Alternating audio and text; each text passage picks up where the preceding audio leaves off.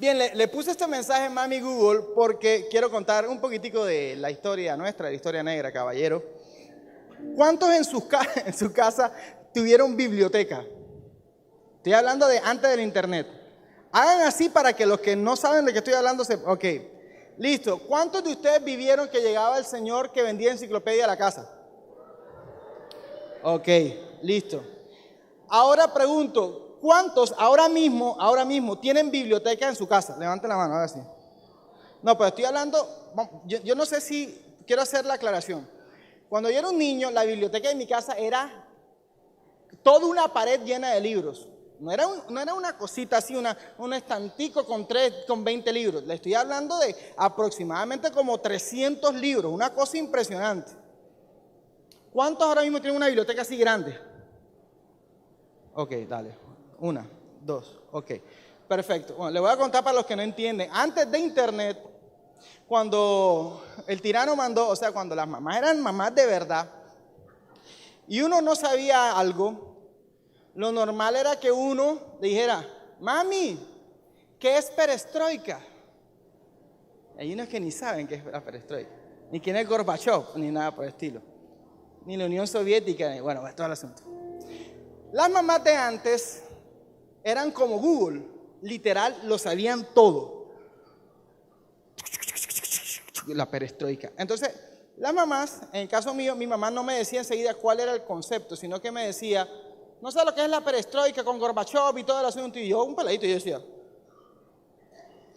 Y esta era la frase que siempre decían, vaya a la biblioteca. ¿Y qué hacía uno? Uno iba a la biblioteca, ¿se acuerdan? Y ahí estaban. ¿Quiénes estaban? La Lexis 22, ¿se acuerdan esa? El mundo de los niños. Tenía un jueguito, ¿se acuerdan que tenía un jueguito bien chévere que uno iba de página en página cruzando un laberinto? Era bien chévere.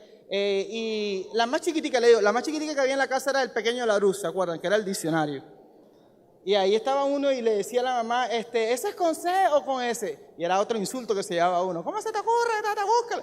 Y era un ejercicio, les digo. Quiero que todos tengan en cuenta este ejercicio porque de este ejercicio voy a sacar algunos principios que creo que le van a ayudar a la relación entre los padres y los hijos. Entonces, cuando el hijo no sabía algo, aunque estaba en la biblioteca, primero consultaba a los padres y los padres le daban la instrucción de que fuera a la biblioteca. Uno iba a la biblioteca y aún en la biblioteca uno se encontraba con un pocotón de libros y uno no entendía muchas cosas. Uno volvía a los papás y los papás le decían, vaya a traer otra enciclopedia y busquen el diccionario, cuál es el significado de esa palabra. Y era un ejercicio con el que muchos de nosotros crecimos. Ahora, eso generaba una generación que respetaba a los papás. ¿Por qué? Porque veíamos que los papás sabían más que uno. Claro, uno decía, de verdad esta gente tiene más experiencia que uno, tiene más conocimiento que uno, así que uno nunca creía que uno sabía más que el papá y más que la mamá. Uno nunca pensaba, yo soy mejor que él. Al contrario, uno siempre pensaba, ellos tienen más conocimiento que yo. Aún cuando uno iba al colegio, ¿se acuerdan cuando uno iba al colegio? Cuando uno iba al colegio, uno no iba como sobrado pensando ese profesor que uno honraba a los profesores porque uno pensaba, esta gente tiene un conocimiento muy alto, esta gente, y uno, eso, como uno veía, tenía esa perspectiva, en consecuencia existía una honra, existía un respeto. Ahora, cuando llega el internet y coloca toda la información a la mano, al alcance de la mano, buena o mala, porque el internet no es malo. Ese es un mito que la gente lo dice y lo repite y suena muy, no sé, ay sí, el internet, la tecnología no es mala. Lo malo es que se hace con eso. Todo es dependiendo el uso. Yo creo que cuando llega internet, entonces lo que genera es una generación que ya no tiene la necesidad de preguntar a los demás por conceptos, sino que ya ellos tienen conceptos. Si se dan cuenta, eso no es malo. Que un niño tenga toda la información al alcance de la mano, eso no es malo. Lo malo es información mala, que el niño pueda acceder a esa información, pero también lo malo, y lo que quiero hablar con ustedes esta noche, es cuando ya el hijo no hace ese puente que antes teníamos que hacer. ¿Cuál era el puente? Antes de llegar al conocimiento, siempre nos filtrábamos con nuestros padres. Entonces, en sí internet no es malo. La tecnología no es mala, pero entonces ahora tenemos una carrera contra el tiempo y es no dejarnos ganar de, en este caso, como es el título del mensaje, de Google, para que Google sea y termine siendo la mamá de los muchachos de hoy en día. Me preocupa que algún día, cuando se celebre el Día de la Madre, los niños sientan más afinidad con Internet, con YouTube, con Instagram, con Google, con Twitter, con Snapchat, antes que con la misma mamá. Mi mamá se murió, que se muera. Se me cayó Internet, ¡ay, me duele el alma! Entonces quiero hablarles de algunos retos para padres e hijos.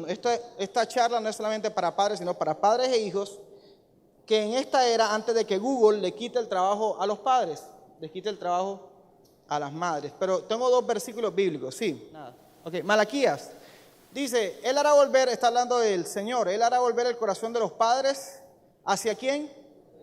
Hacia los hijos. ¿Y el corazón de los hijos hacia quién?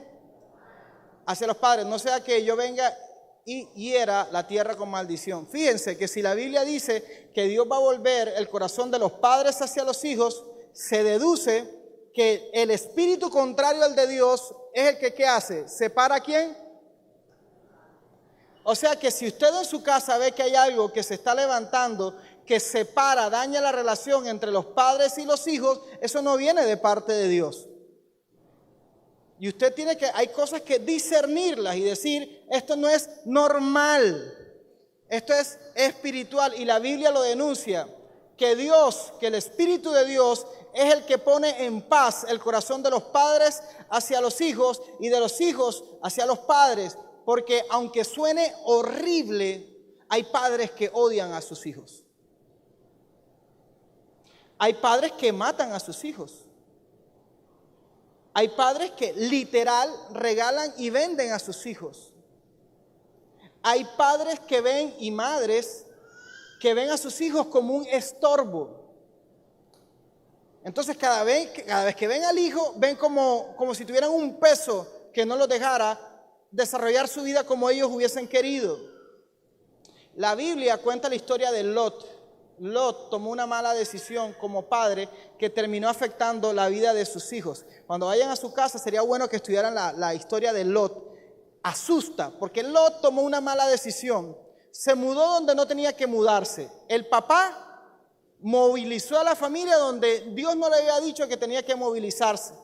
Y la consecuencia fue terrible porque los llevó a Sodoma. La Biblia cuenta que los llevó a Sodoma y Sodoma parecía como Miami. La Biblia dice que parecía muy bonito, pero Dios no le había dicho a Lot que llevara a su familia a Sodoma. Y su familia pasó un buen tiempo en Sodoma y empezaron a llenarse de la cultura de Sodoma. Entonces un día Dios dice, ya llegó, voy a decir un término costeño, Dios dijo, me sacó la piedra a la gente de Sodoma. Entonces yo no sé cuándo, pero hay un momento en que Dios dice, ya me sacó la piedra y ya no va más. Y Dios dice, bueno, ya voy a destruir a Sodoma. Y es lo que nosotros conocemos, que dice la Biblia que Dios mandó fuego del cielo y consumió Sodoma. ¿Quién vivía en Sodoma? Lot y su familia. Pero Dios tenía un amigo que se llamaba ¿cómo? Abraham. Y Abraham ora por su sobrino Lot y le dice a Dios, por favor, no vayas a destruir Sodoma, que allá está mi sobrino. Y Dios, por amor a Abraham, manda unos ángeles a la casa de Lot. Cuando llegan los ángeles le dicen a Lot, Lot, mira, un mensaje de última hora, tienes que salir de esta ciudad porque Dios determinó que la va a destruir. ¿En cuánto? En 5, 4, no, mentira. No, Dios va a destruir la ciudad y me imagino que le dijo en 12 horas, digamos. La Biblia cuenta, y esto que lo estoy contando es para que ustedes vayan en su casa y lo lean, para que después no digan que yo me inventé un pocotón de cosas. La Biblia dice que la gente de Sodoma era tan perversa. Los hombres andaban con hombres, las mujeres andaban con mujeres. Esa era una recocha, una promiscuidad que tenían. Y eso descarga el juicio de Dios. El pecado descarga el juicio de Dios. No crean que no. Dios tiene paciencia, pero hay un momento en que la descarga es completa y tenga para que se entretenga. Y ya eso había pasado con Sodoma. Los ángeles llegan a la puerta de la casa de Lot y los hombres de Sodoma querían tener sexo con estos ángeles. Eso no alarma tanto como la respuesta de Lot. Cuando Lot ve esto, Lot está forcejeando porque la gente, con la puerta, forcejeando porque la gente quería abusar de los ángeles. Y Lot le dice, no los toquen a ellos. Aquí están mis hijas, hagan con ellas lo que les dé la gana. Impresionante. Como un hombre que conocía a Dios, el contexto lo afectó tanto que él pretendía tener un contacto con Dios y al mismo tiempo vender sus hijos al mundo. Porque Lot no rechazó a los ángeles. Él quería tener una relación con Dios, pero al mismo tiempo, aunque tenía una relación con Dios, estaba destruyendo a sus hijos. Los ángeles, dice la Biblia, que no sé qué hicieron, pero la gente quedó ciega ahí mismo y la gente como que se fue espantada. Y lograron sacar a la familia de Lot de Sodoma. Ustedes se acuerdan de la historia. Salieron de Sodoma y empezó a caer el juicio de Dios. Dios les dice, no vayan a mirar para atrás, no miren para atrás. Y la esposa de Lot mira hacia atrás. Y la Biblia dice que se convierte en una estatua de sal. Cuando Lot sigue adelante con sus hijas, tronco de película, la gente dice que la Biblia es aburrida, pero es porque no han leído la Biblia. Usted, la próxima vez que vuelva a leer la Biblia, usted jamás va a tocar Netflix, pues dices, Netflix es siempre son las mismas series, con la misma bobada, con el mismo problema. La Biblia es de película. Imagínate a Lot, ¿cómo se enteró Lot que la mujer se había vuelto una estatua de sal? No, pues si no podía mirar para atrás. Mija, nena, ajá, nena, niña, su mamá, y las palas allá, está por allá atrás. ¿Y quién mira? Porque siempre camina lento, desde que éramos novios, siempre ¿qué estás mirando? Suelta el celular, ¿qué estás mirando? Me imagino que en un momento Lot tuvo que como que dar rever y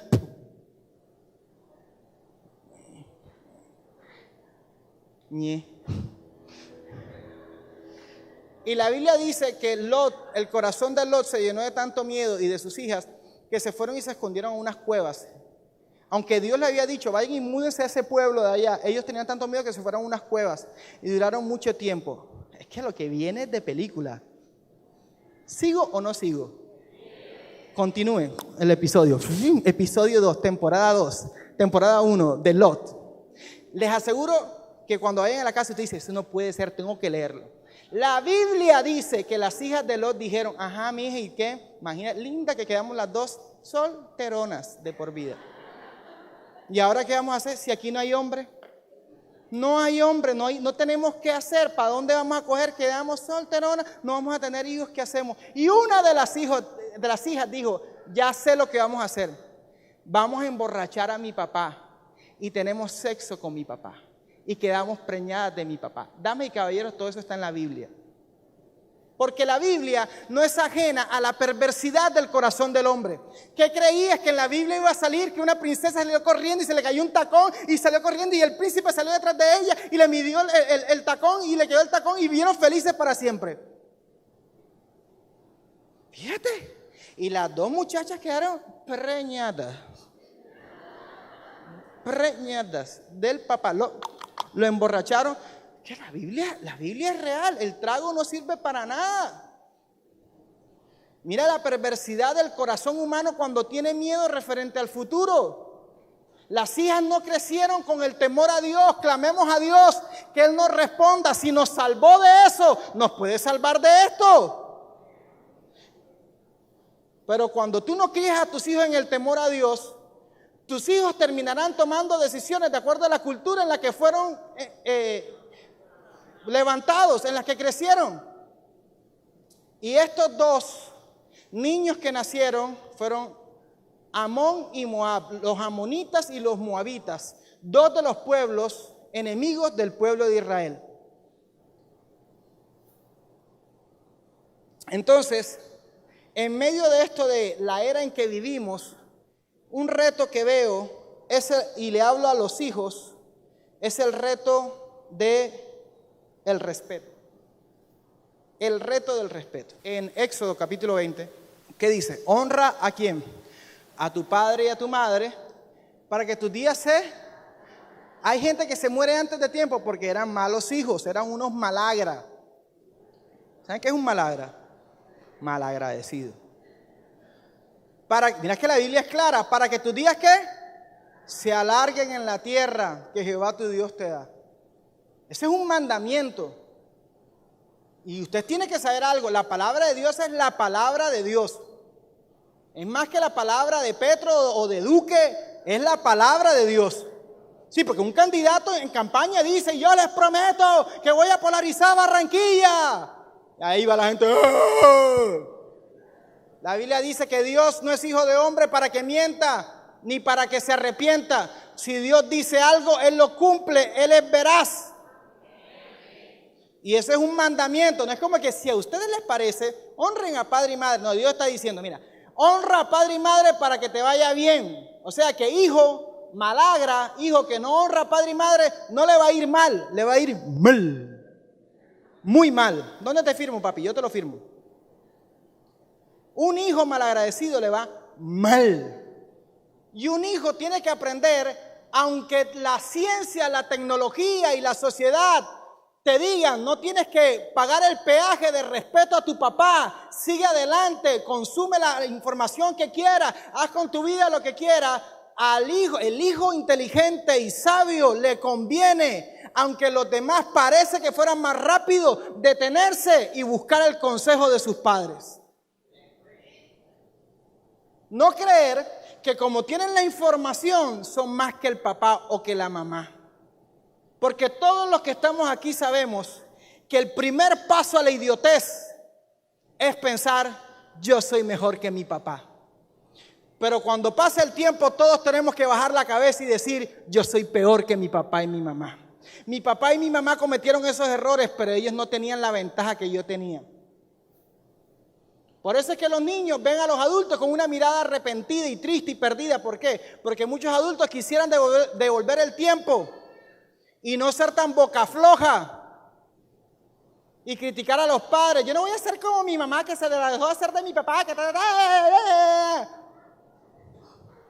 Yo te voy a echar un cuento. No voy a ser como mi papá que era un borrachín que dejó a los hijos. ¡Pum! Yo te voy a echar un cuento. Ay, yo odio a mi papá porque mi papá era un mal hombre. No, dejó a mi mamá y a mis hermanos por esa mujer. Cuidado, tú te conviertes en la otra mujer. Lo dijo Rubén Blades, capítulo 3, versículo 8. La vida te da sorpresas, sorpresas te da la vida. ¿Verdad? Y les digo algo, no hay nada más feo cuando Dios permite que la misma vida te calle la boca. Y por eso Jesús dijo, el maestro dijo, con la misma medida que mides serás medido.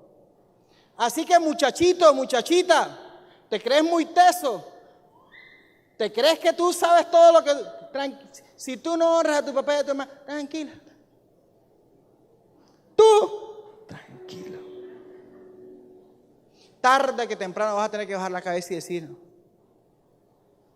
Y por eso el primer reto para los hijos, y esto nadie te lo va a aplaudir, y esto nadie te va a hacer porras. ¿Por qué? Porque uno tiene que entender que el mundo, lo que la Biblia dice, no lo patrocina. Hoy estaba escuchando en radio, estaban entrevistando a Juan Guillermo Cuadrado, que es un jugador de la Selección Colombia. Él es cristiano y él tuvo una lesión hace poco que casi lo deja fuera del Mundial. Entonces lo están entrevistando a él y él le dicen, Juan Guillermo, ¿qué pasó? ¿A quién le agradece usted esta recuperación tan rápida? Y él dice, al Señor. El Señor fue el que me ayudó, el Señor. Y entonces el periodista le dice, bueno, evidentemente, además de Dios, ¿a quién le agradece? Dice, bueno, sí, a mi amigo que me ayudó con las terapias, a la gente al médico y todo el asunto. Y dice, ok. Y otro periodista dijo, sí, pero aparte de Dios, si no fuera por la ciencia, esas cosas no se dan, esos milagros no se dan. Hay una tendencia en el hombre natural a no humillarse y reconocer que todas las cosas buenas provienen de parte de Dios. Por eso uno no va a encontrar películas.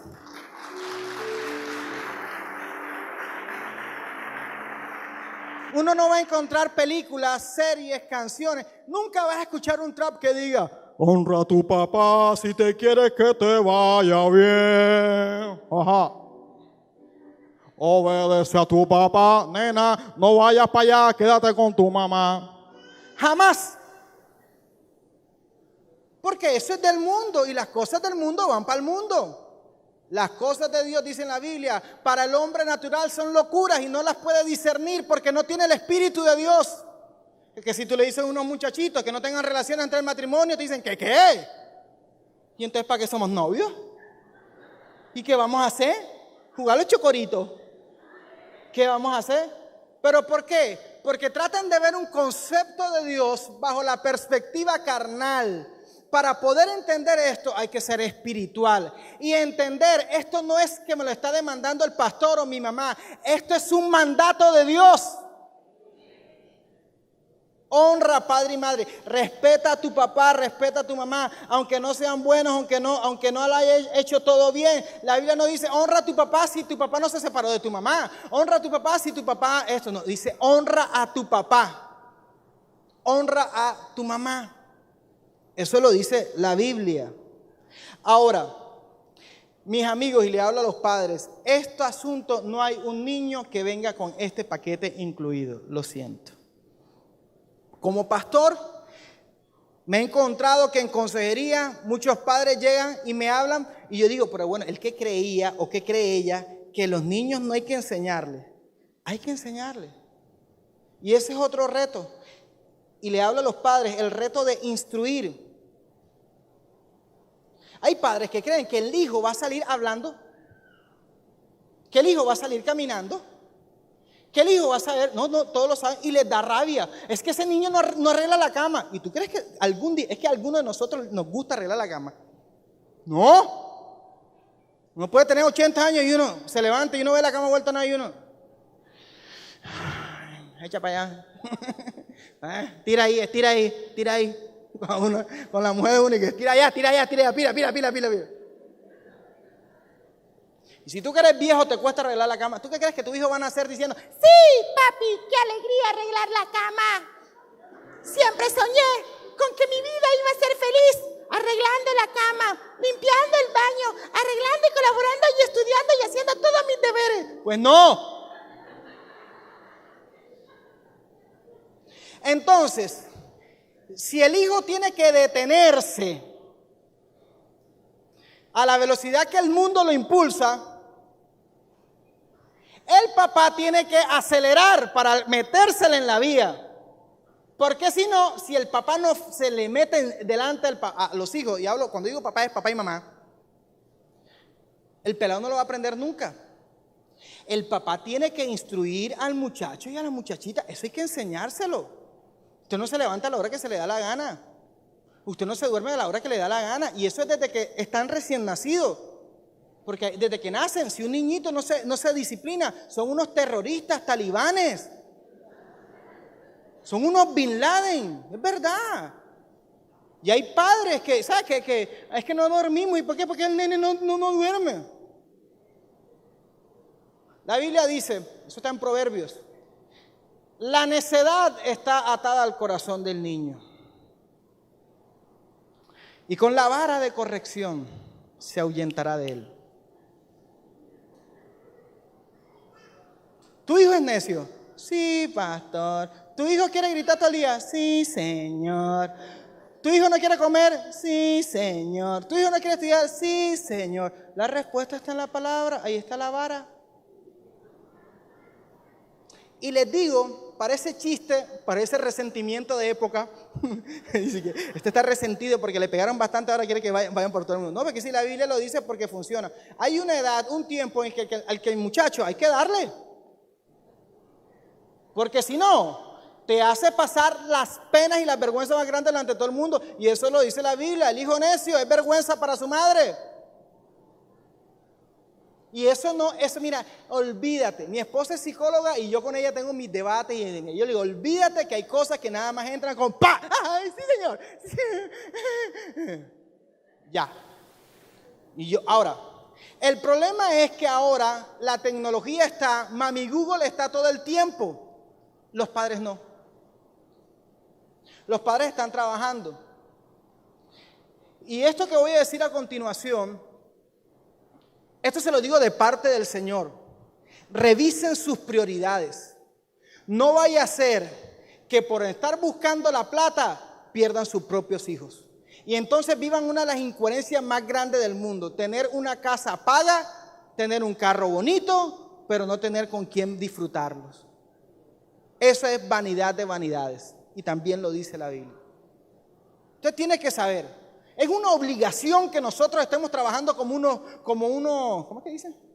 Bueno, trabajando como unos locos y que dejemos a nuestros hijos tirados todo el día y que los veamos a las 7 de la noche, que ni los veamos porque ya están dormidos y que al día siguiente me levante, él se levante para ir al colegio y yo no lo vea porque el que está dormido soy yo. Por eso Jesús dijo en Mateo capítulo 6, no se afanen por lo que van a comer, por lo que van a vestir. Porque los que se afanan son los que no creen en Dios. Entonces, si cada hijo que tienes te va a aumentar el colesterol, si cada hijo que tienes te va a alterar la presión, es porque tú no estás descansando en Dios. Es porque tú no estás confiando en Dios. Y de verdad hay cosas que te desequilibran, pero en ese momento es cuando más tienes que ir a buscar a Dios. Y decirle, Señor, ese muchacho no es mío, es tuyo.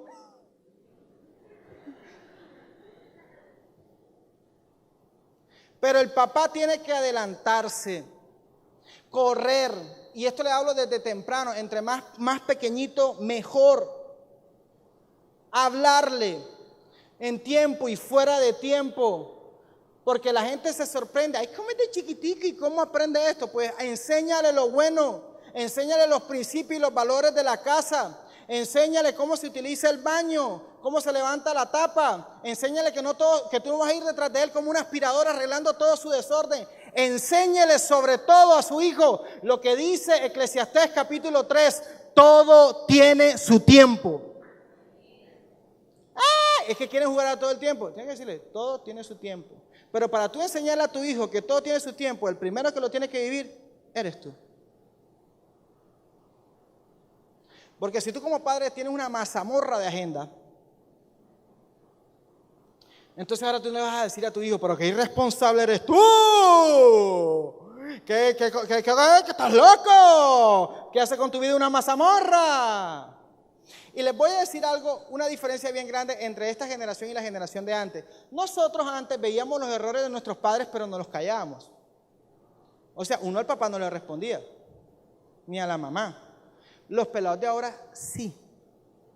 Y cuando tú le digas a tu hijo, ay, que tienes la vida desordenada como una mazamorra, el peladito te dice, igualito a ti. Entonces esto me lleva, claro, ¿cómo yo no iba a respetar a mi papá y a mi mamá si yo veía a alguien que estaba por encima de mí? Y esto es algo que el papá nunca tiene que dejar perder, el respeto de los hijos. Enseñarle a respetar, enseñarle a honrar a la autoridad. Pero si el papá habla mal de los profesores, si el papá habla mal del presidente, si el papá habla mal de los pastores, si el papá habla mal de los alcaldes, el niño tiene algo bien claro. No hay nadie a quien hacerle caso y a quien honrar. Si en la mesa donde está el alimento se chismea, se habla, se raja de todo el mundo y después vamos a orar.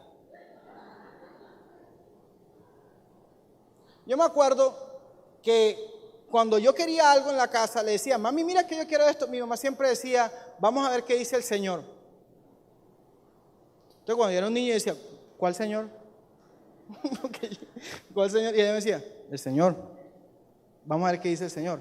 Ah, bueno. Y siempre, eso no fue algo que lo aprendí un día. Mami, que mira qué tal. Vamos a ver qué dice el Señor. Y yo, ¿cuál Señor? ¿Será que tengo otro papá? ¿Quién? No, el Señor. Y tú, es tu responsabilidad como papá, ir a acelerarte, no ser ingenuo o ingenua en que yo voy a esperar el momento específico para decirle.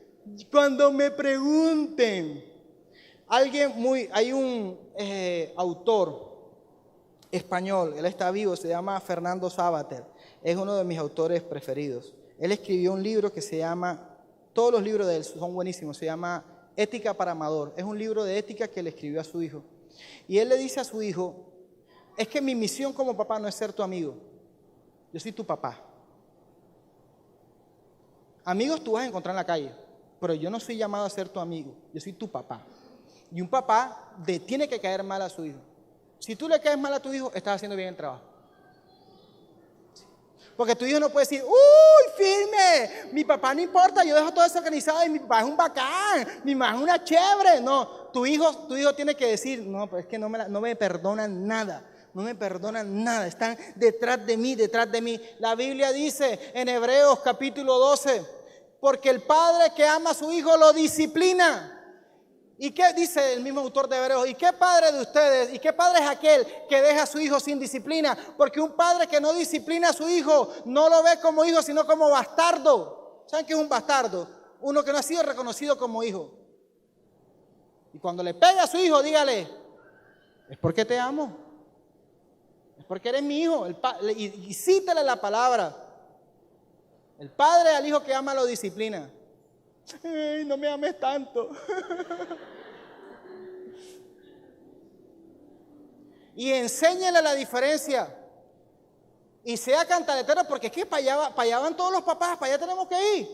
No tiene que ser cantaletero y contar las mismas historias y decir lo mismo que tú le criticabas a tu mamá y le criticabas a tu papá, lo tienes que hacer tú. ¿Para dónde vas tú, pelo del chorizo? No vas para allá, porque yo digo que no, y porque yo digo que no y no.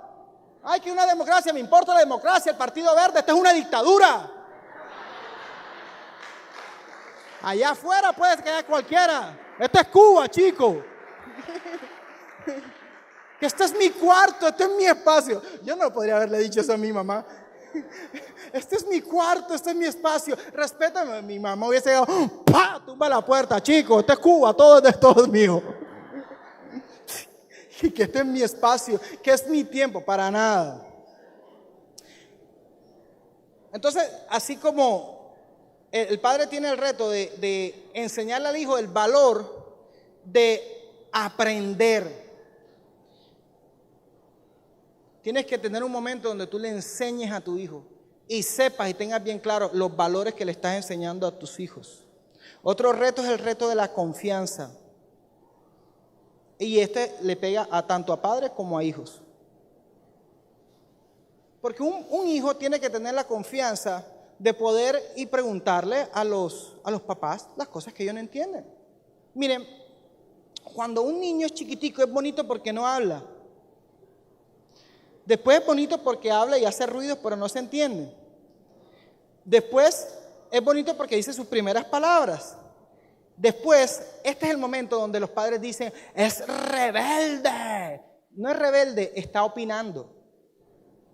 Eso no es malo. Es que el niño está diciendo, la verdad es que a mí no me gusta esa alfombra roja. Eso no es rebeldía, eso es opinión. ¿Y qué hay que hacer con eso? Ok, instruirlo, decirle, ok, ¿por qué no te gusta? Y saber, ok, tal, ok, perfecto. No decir, opinó, y cada opinión del pelado censurarla. Porque entonces, ¿qué pasa? El pelado crece y no tiene confianza para hablar las cosas que tiene que hablar y preguntar. Porque si un muchachito en esta época dice, es que yo no sé si soy hombre o soy mujer, Dios te libre de esa pregunta.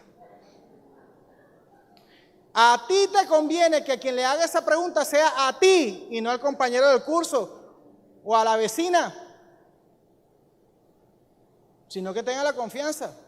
Y para eso el papá tiene que generar.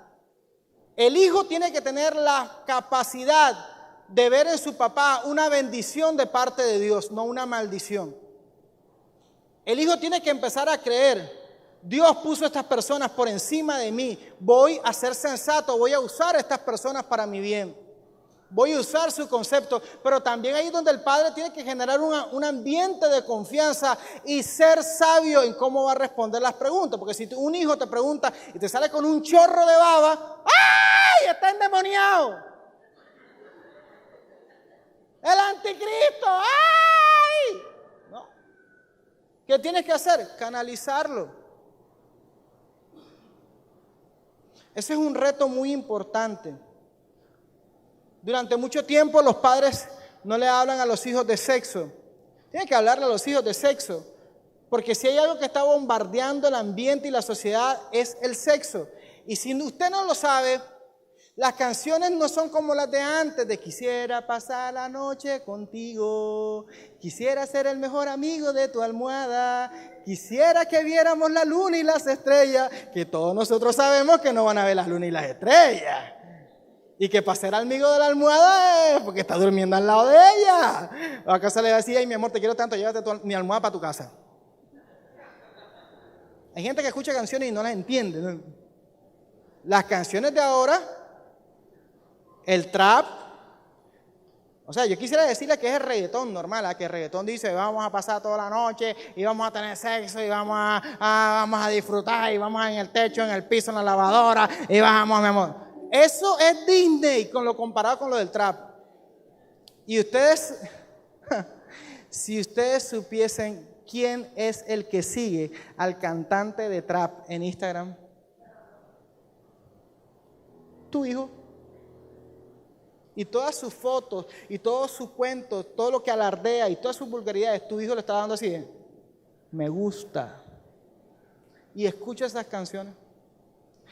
Entonces, aquí hay algo que hay que pedirle equilibrio a Dios. Porque sí es verdad que tú tienes que ser un papá amoroso, un papá chévere, una mamá amorosa, que abraza a tu hijo y lo entienda, pero también tiene que haber como una mezcla de fiscalía, CTI, algo así por decir.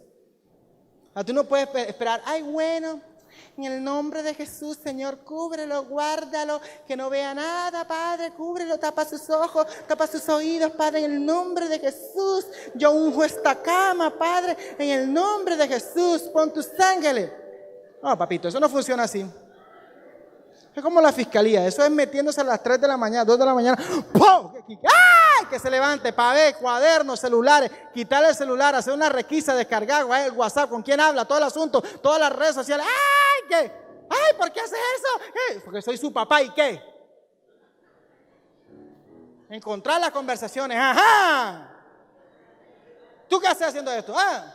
Que sepan que no todo el mundo está de acuerdo. Que sepan que lo ven escondido, problema de ellos, pero cuando lo ven escondido saben que Dios y el papá y la mamá no están de acuerdo. Que tú eres la bancada de oposición de tu hijo. Es que si un hijo no tiene un papá que se le para al frente, se vuelve un tirano y un dictador. Tú tienes que decírselo en la cara, yo soy tu bancada de oposición. No todo lo que digas yo lo voy a aceptar. Y voy a dañarte todas tus propuestas y todas tus leyes, te las voy a dañar si no van de acuerdo a la palabra de Dios. Y el último reto, y por eso les decía, el padre tiene que hablarle de sexo a los hijos, porque si ya la sociedad habla tan crudo del sexo, tan vulgar, los papás no pueden decir, es que me da pena, es que yo voy a esperar a que me pregunte. Tienen que enseñarle por dónde le entra el agua al coco. Hay gente que no sabe por dónde entra el agua al coco. Tienes que decirle a tu hijo o a tu hija, esto funciona así, para que cuando otro le diga, ah, sí, ya yo sabía. Para que no se asombren, diga, sí, ya yo sé lo que tengo y lo que sé. Mira, usted es un hombre porque tiene esto, y esto sirve así, esto es así, Ah, y usted es una niña porque usted tiene esto, y tiene esto, y tiene esto, y tiene esto. Esto es así, esto es así. Hay gente que va a decir que esto sí, pero esto no es así, porque la palabra dice así, Ah. Hay que decírselo. ¿Cuántas veces? 10.000 millones de veces. Hay que decírselo. Hasta que tengan 77 años. Hay que decírselo. No, eso no está de acuerdo a la palabra de Dios. Y para eso son los papás. Y para eso son las mamás. Y por eso hay papás que dicen, cuando ya se gradúen de la universidad ya cumplí como padre. Pues no. Todavía tú tienes que estar ahí. María era virgen, pero no era boba. La Virgen María, ¿se acuerdan? El ángel llega y le dice, salve muy favorecida, el Señor es contigo. Bendita tú entre todas las mujeres y el fruto de tu vientre, amén. María, que no era boba, era virgen y era una niñita, muy joven. Le dice al ángel, ¿y tú por qué me saludas así? Porque todo el que te saluda bien quiere un favor. Hasta en la Biblia está, y hasta Dios lo aplica. María le dijo, usted Señor, ¿y usted por qué me saluda así de bonito? ¿Usted qué quiere de mí? Que salve muy favorecida. ¿Cómo así? ¿Qué quiere de mí? No, entonces el ángel dijo, no, muchacha, cálmate. Lo que pasa es que Dios tiene un plan contigo. Dios te ama, tiene grandes planes contigo. Sí, ¿cuáles son esos planes? No, que Dios quiere que tú...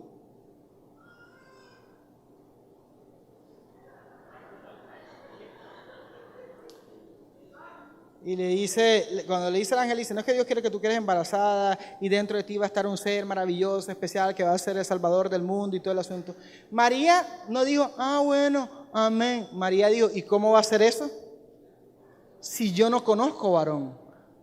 Era virgen, pero no boba. Oye, pues hay una que quedan preñadas y dicen, ay, yo no sé qué pasó. Pastor, no sé qué pasó. ¿En qué momento pasó? María era virgen, pero no boba. Digo, Señor, hágame el favor. Yo soy virgen, pero sé por dónde entra el agua del coco. Así que no me vengan con ese cuento que dice el mundo, es que si no tengo experiencia antes del matrimonio me va a ir mal. Tengo que tener experiencia para que me vaya bien en el matrimonio. Pues tú, ¿con quién te vas a casar? ¿Con el director de películas pornográficas? ¿Qué? Es que cuando uno se casa y tiene intimidad y uno lo disfruta porque es con la persona que uno ama. Uno no está con un checklist, un buen movimiento. Bueno, uno no hace eso. Y el que lo haga está desenfocado.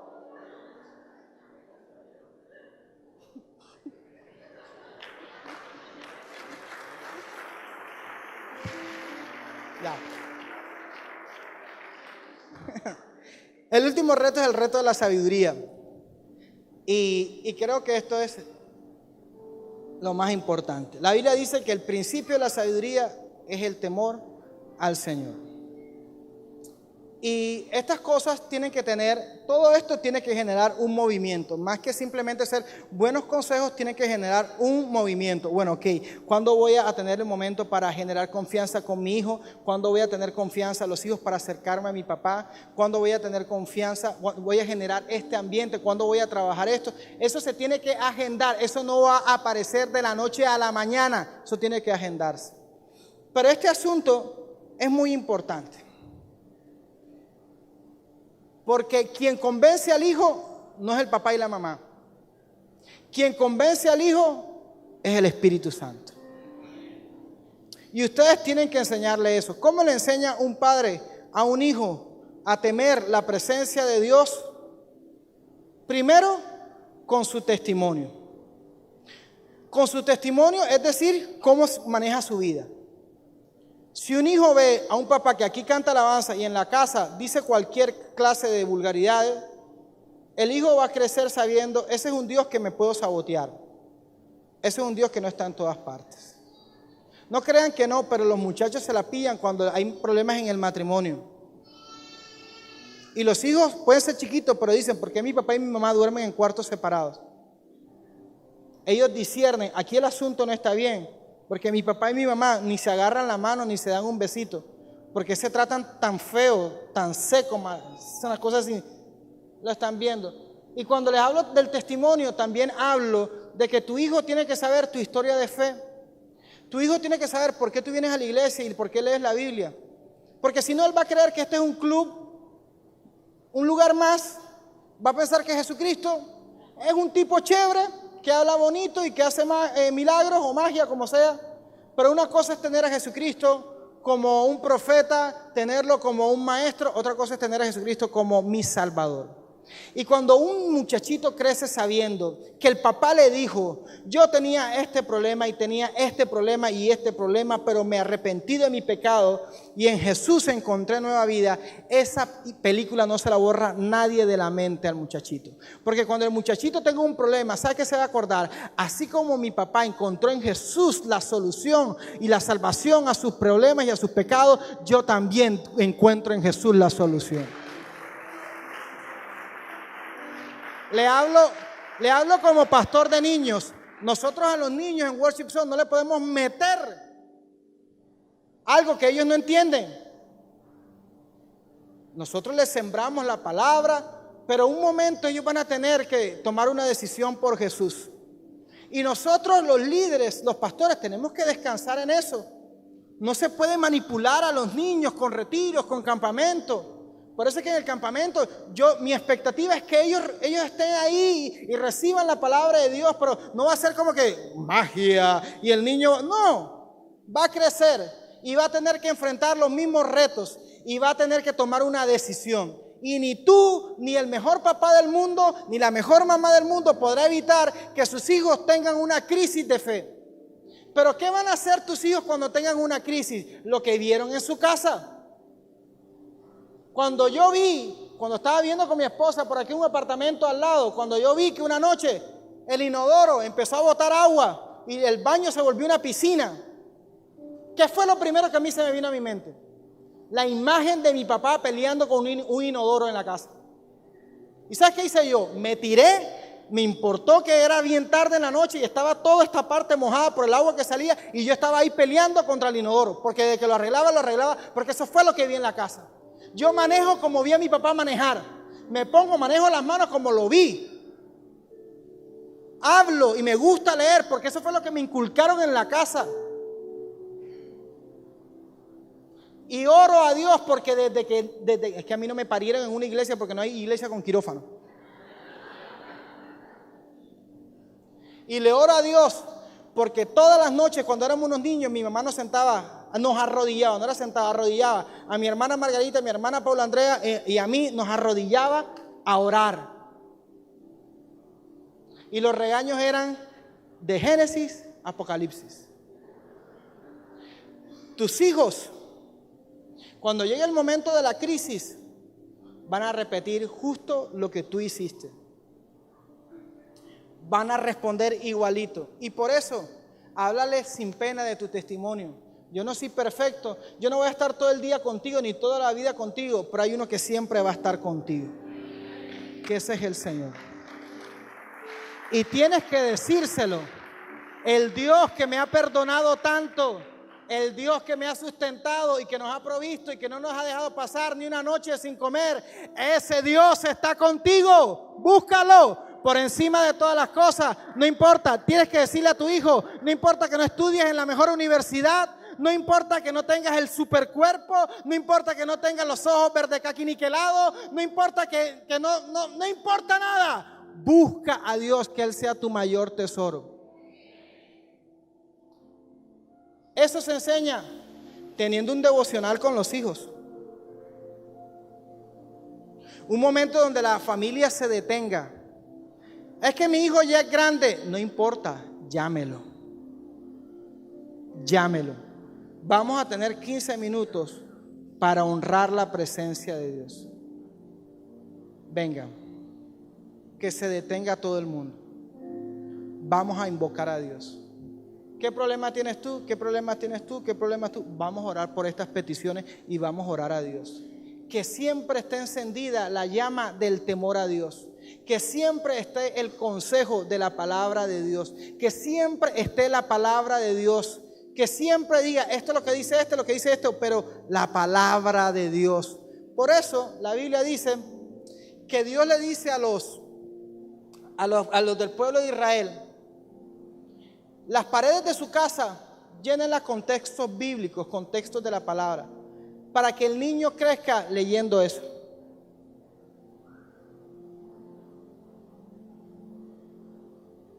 El cuarto de tu hijo, qué chévere que tenga Minnie, que tenga Barney, que tenga Winnie Pooh, pero ponle bien grande un versículo bíblico. Y que cada año lo esté leyendo, y si va a aprender a leer, que lo primero que aprenda a leer sea la palabra de Dios. Y que se la aprenda de memoria. Entonces, mis amigos, tú vas a tener paz. Y debes tener paz. Si tú siembras para el Espíritu, del Espíritu cosecharás vida eterna. Y tarde que temprano, así como el que sembró un mango ve crecer eso y puede disfrutar del fruto de eso que sembró, tarde que temprano tú, si no desmayas como padre, y tú, si eres un hijo sabio, van a ver la recompensa de Dios en nuestras casas. Colóquese de pie, por favor.